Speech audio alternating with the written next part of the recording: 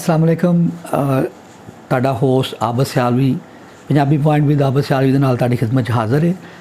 ਮੈਂ ਤਕਰੀਬਨ ਰੋਜ਼ ਜੀ 5-7 ਅਖਬਾਰਾਂ ਦੇ ਐਡੀਟੋਰੀਅਲ ਪੜ੍ਹਨਾ ਵਾ ਅਤੇ ਮੈਂ ਸੋਚਿਆ ਕਿ ਕਿਉਂ ਨਾ ਇੱਕ ਅੱਧੀ ਜਿਹੜਾ ਕਾਲਮ ਹੈ ਉਹ ਤੁਹਾਡੇ ਨਾਲ ਮੈਂ ਡਿਸਕਸ ਕਰਾਂ ਤੁਹਾਡੇ ਸਾਹਮਣੇ ਪੜ੍ਹਾਂ ਅਤੇ ਉਹਦੇ 'ਚ ਜਿਹੜਾ ਨਾ ਕੋਈ ਮੈਨੂੰ ਅਗਰ ਕੋਈ ਚੀਜ਼ ਐਸੀ ਨਜ਼ਰ ਆਉਂਦੀ ਹੈ ਜਿਹੜਾ ਮੈਂ ਸਮਝਦਾ ਕਿ ਉਹ ਮੇਰੇ ਜਿਹੜੇ ਨੇ ਵਿਊਅਰਸ ਉਹਨਾਂ ਤੱਕ ਪਹੁੰਚਣੀ ਚਾਹੀਦੀ ਹੈ ਉਹ ਮੈਂ ਕੋਸ਼ਿਸ਼ ਕਰਾਂਗਾ। ਅੱਜ ਦਾ ਕਾਲਮ ਜਿਹੜਾ ਜੀ ਉਹ ਮਹਿਮੂਦ ਸ਼ਾਮ ਸਾਹਿਬ ਨੇ ਮੁਮਲਕਤ ਦੇ ਨਾਂ ਤੋਂ ਜੰਗ ਅਖਬਾਰ 'ਚ ਇਹ ਲਿਖਦੇ ਨੇ।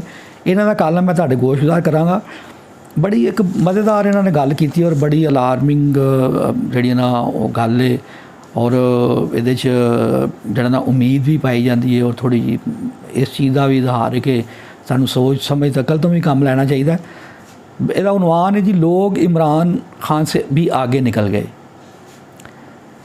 मैं ਤੁਹਾਡੇ सामने पढ़ना उर्दू का कालम है, मैं उर्दू ही पढ़ाँगा। मैं आज घर से ना निकलती तो इसकी कीमत मेरी नस्लें अदा करती रहती। एक नौजवान माँ आधी रात के वक्त अपनी एक माह की बच्ची को गोद में लिए कायद आज़म रहमतुल्लाह अलैह के मज़ार के बाहर फुटपाथ पर बैठी ये लाजवाब जुमला अदा कर रही है। दूसरे बाजू से उसने 1 साला बेटे को संभाला हुआ है। ये मंज़र मेरे जहन की दीवार पर नक्श हो गया है। पैगाम नस्ल दर नस्ल पहुँच गया है। मैं अपने मुस्तकबिल को इस माँ की शक्ल में महफूज देख रहा हूँ। जो कुछ भी हमारे इर्द गिर्द हो रहा है उसका इदराक अंदर के बुग़्ज़ को निकाले बगैर बहुत मुश्किल है।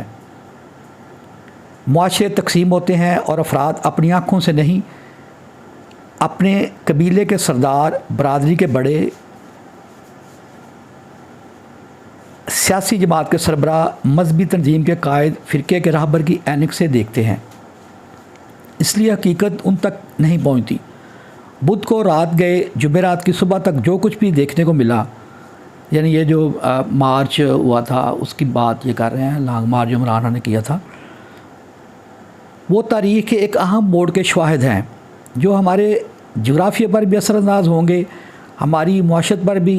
ये एक आलमगीर वबा, सोशल मीडिया की फरावानी और यके बाद दीगरे नाकाम हुक्मरानियाँ देखने वाली मुख्तलिफ़ नस्लों के मुश्तरका महसूसात हैं। जलसे जुलूस, रैलियाँ, मुज़ाहमत, रास्ते की रुकावटें दूर करने की जद्दोजहद वाज़े तौर पर यह बता रही है कि पाकिस्तानी नौजवान हमारे लीडरों से आगे निकल चुका है। आज अच्छा, ये आगे थोड़ा सा वो हर कालम में वो लिखते हैं कि मैं बेटियों भतीजों भांजों से बात करना होती है, उनसे कुछ शेयर करना होता है। आगे चलकर वो कहते हैं ये एक हल्फ शार रहेगा मगर इसमें भी एक तरतीब है। मैं तो इतने हज़ारों नौजवानों ख़ानदानों को आंसू गैस की बौछार, लाठी बरदार पुलिस की दहशत, बेदर्दी, डंडा बदस्तों के बावजूद हरकत में देखकर आंखें बंद करके दूसरे मौज़ूआत पर कलम उठाने में नहीं लग सकता। इसलिए पहले भी 60, 70, 80 और 90 की दहाइयों में ऐसे उभार और उबाल देखे हैं जो इस वक्त के ताला आज़माओ, गासबों, जराइम पेशा माफियाओं के जबर के ख़िलाफ़ नागुज़ीर थे। बहुत से मसरत कोश इस वक्त भी यही जुमले अदा करते थे जो आज इस उभार के ख़िलाफ़ इस्तेमाल हो रहे हैं। इन दिनों जो ज़ई शऊर इस उभार की क़यादत की कोशिश करते थे तो उनके बारे में भी इस तरह की ज़ुबान इस्तेमाल की जाती थी, मगर तारीख़ बहुत बेलौस है। इसे किसी भी पार्टी, किसी फ़र्द से कोई गर्ज़ नहीं होती। इन दिनों उभार की अलामत बनने वाले आज लोगों के दिलों में ज़िंदा हैं। यानी उन दिनों इस उभार का जब वो क़यादत करने वाले लोगों के दिलों में ज़िंदा हैं, ये बात हो रही है। ये भी एक तल्ख़ हकीकत है कि अवाम हमेशा वक्त से मुकाबले की दौड़ में आगे निकल जाते हैं, लीडर पीछे रह जाते हैं। इनकी अपनी मजबूरियाँ होती हैं, मुक़्तदिर क़ुव्वतों से राब्तों में मसलहत का शिकार हो जाते हैं, सुनहरी मौक़े वक्त की भूल भुलैयों में गुम हो जाते हैं। क़यादत का दावा अपनी जगह, लेकिन ये ज़रूरी तो नहीं कि कायद हर नस्ल का मिजाज समझ सके।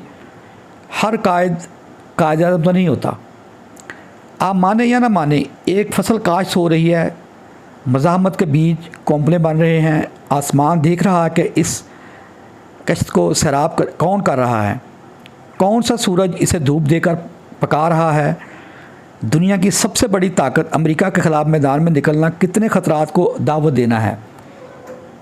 امریکہ تو ضرور جانچ رہا ہوگا کہ اس کے خلاف نفرت پھیل رہی ہے، روس اور چین سے محبت بڑھ رہی ہے۔ لینن یاد آتا ہے، کیا ابدی جملہ کہا تھا، بہت سے عشرے ایسے ہوتے ہیں جب کچھ نہیں ہوتا، اور بہت سے ہفتے ایسے ہوتے ہیں جن میں عشرے رونما ہو جاتے ہیں۔ یہ ہفتے ایسے ہی گزر رہے ہیں جن میں ہر روز عشرے واقع ہو رہے ہیں۔ یہ جو کچھ ہو رہا ہے یہ صرف اس ملک اس خطے تک محدود نہیں ہے۔ کائنات کی تنابیں کھینچی ہوئی ہیں۔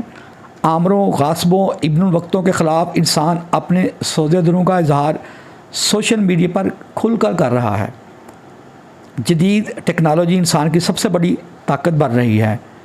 لیڈر، حکومتیں بے معنی ہو رہے ہیں، بے چارے ڈنڈا بردار تو غلام ہیں۔ بڑے بڑے افسر بھی ماسک صرف ناک اور منہ پر نہیں، آنکھوں پر بھی باندھ دیتے ہیں۔ پاکستانی کی آنکھوں میں یہ برہمی، یہ اضطراب، ماتھوں پر تمتماہٹ کسی ایک لیڈر کی شعلہ بیانی کا نتیجہ نہیں ہے۔ یہ 40 سال سے ملک کے وسائل پر قبضہ کرنے، اپنی جائیدادیں، بینک بیلنس بڑھانے اور غریبی کی لکیر سے کروڑوں کو نیچے دھکیلنے کے والوں کے خلاف ہے۔ نوجوانوں کو باہر نکالنے والے وہ بھی محتاط ہو گئے ہیں، وہ بھی لمحے کو اپنی گرفت میں لینے سے ہچکچا رہے ہیں، کیونکہ ان کے پاس بھی اس چیلنج سے نمٹنے کے لیے متحرک اور باشعور ٹیم نہیں ہے۔ اس تاریخ ساز لمحے کو سمجھنے کے لیے جس مطالعے اور فکر کی ضرورت ہے وہ ان کے پاس نہیں ہے۔ پاکستان تحریک انصاف سمیت ہر قیادت کی دعوے دار، ہر پارٹی کو اپنی تنظیم از سر نو کرنا ہوگی۔ وہ ہر ایک کو ایک دانشکدہ تعمیر کرنا ہوگا، ہر ایک کو ایک دانشکدہ تعمیر کرنا ہوگا، اور صرف فوری الیکشن کا نہیں، آئندہ 10-15 سال کے مقامی، علاقائی اور عالمی امکانات پر مبنی لائحہ عمل تیار کرنا ہوگا۔ سوشل میڈیا پر بہت تجاویز آ رہی ہیں، سوشل میڈیا بڑے میڈیا سے آگے نکل رہا ہے، لوگ بھی بہت آگے پہنچ رہے ہیں۔ لیڈر میں سب سے آگے رہنے والا عمران خان بھی پیچھے رہ گیا ہے۔ وقت کی للکار جو بھی سنے گا وہ تاریخ میں زندہ رہے گا۔ یہ خیالات تھے محمود شام کے، جو جنگ اخبار میں کالم لکھتے ہیں، اور ان کا سب سے اوپر اور سب سے پہلا کالم ان کا چھپتا ہے، بہت بڑا نام ہے ان کا۔ یہ اس کو سنیے گا اور اس پر غور کیجیے گا، سب مل جل کر کوشش کرتے ہیں جو بھی ہم اپنے پیارے ملک کی جو ہے نا وہ حفاظت اور اس کی ترقی کے لیے کر سکتے ہیں۔ بہت شکریہ، اللہ حافظ۔